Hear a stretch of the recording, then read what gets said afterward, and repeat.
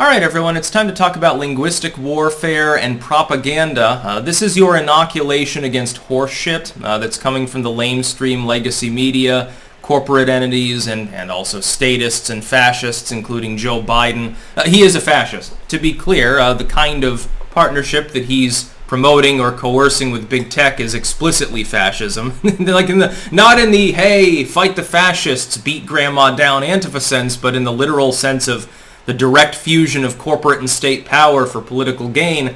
There's no other term to goddamn use for it. I can say it's just authoritarian or tyrannical, but really fascism is the closest actual ideology to it. It's almost like we just had Mango Mussolini, supposedly, according to the Democrats, and yet Biden is the one actually acting like Mussolini in many ways.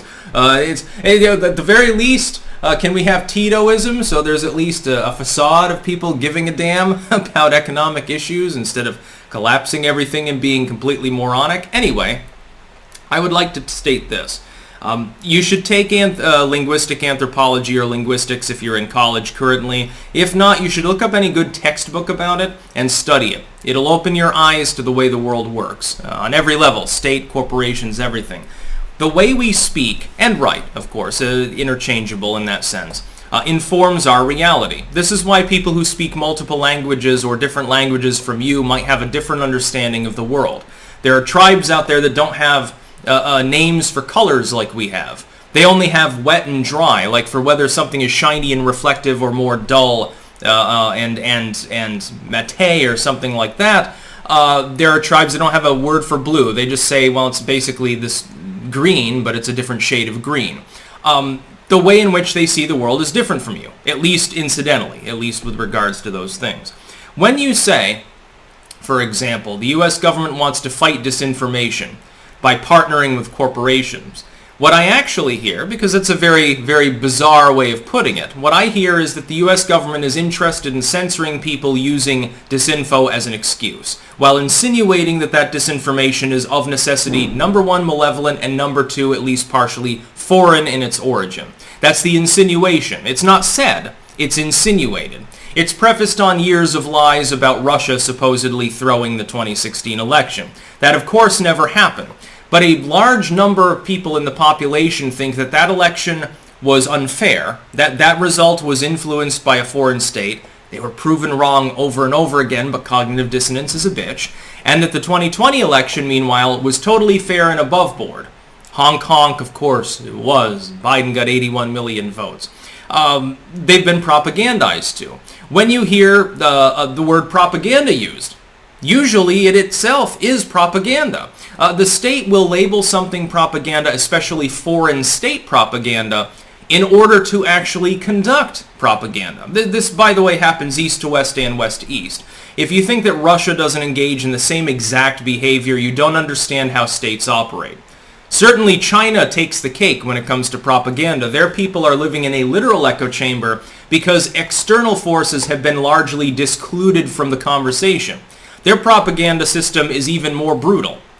The United States has looked at this and said, well, it causes stability. We should adopt the same system. Right now, in the Western world, we are steadily creeping towards a future in which we are undifferentiated from Chinese state policy, in which we are basically just a competing entity that has the same basic principles in mind.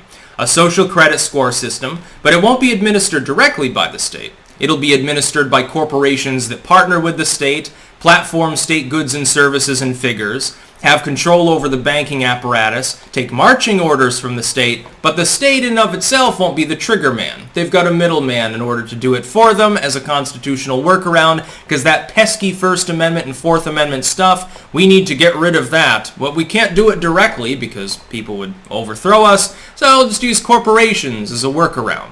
We're moving towards masturbation in the Western world. You may have noticed that the streets look a little bit more like Beijing if you're in any large city in the Western Hemisphere. That's not coincidental. The policy essentially designed to force you through coercion, as opposed to direct force, I'll get into that in a second, to engage in certain practices. For example, a business in the Western world, like in the UK, they've opened back up after the COVID bullshit. Businesses don't have to accept vaccine passport stuff, they can totally ignore that and say, oh no, come all ye faithful, come and have a drink, come and dance, do whatever you want, and there's no rules attached to it. But they will definitely face harassment by the government and by groups of people adjacent to the government if they do so. That's the fact. Now, some of them will be successful. They'll continue to operate and there will be no problems. And it remains to be seen the relative popularity of some of those rules. Others will fall by the wayside. Now in China, of course, they just come in and they break up your windows and kick in the door and drag you to a gulag. What's the difference between being put in the gulag and living under a bridge because you have been depersoned by a bunch of supposedly private corporations that actually represent the will of Uncle Sam? There is no difference. And there's the illusion. There's the propaganda.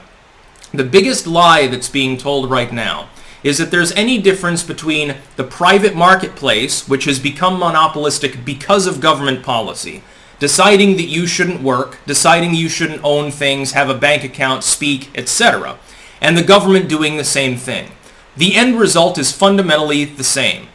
The destruction of that individual, the inability of that individual to influence, the removal of their capability of interacting with the political and social system in any meaningful manner.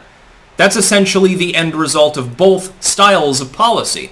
But because of propaganda, you think the social credit score system in China that's partially centralized is somehow massively different from a half a dozen tech firms essentially implementing the same thing in the United States. Again, extra legally, because they are platforming goods and services that are taxpayer funded. It's already blatantly unconstitutional, but the courts haven't decided to take that up as a case because not enough people have seen through the propaganda in order to actually legally challenge it.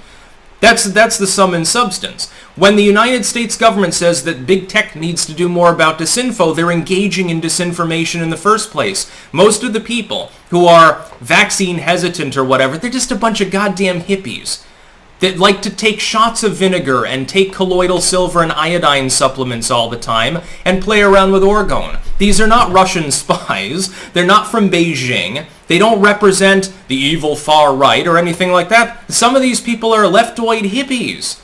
Love beads and meditation. They're anti-vax predominantly because they're a bunch of naturists that like to wander around and get sunburn on their balls and their labia. Well, it's not Boris and Talia, but the disinfo insinuates that it is. So I find that hilarious, and yet people can't see through it. It's amazing. That's about all. Peace out.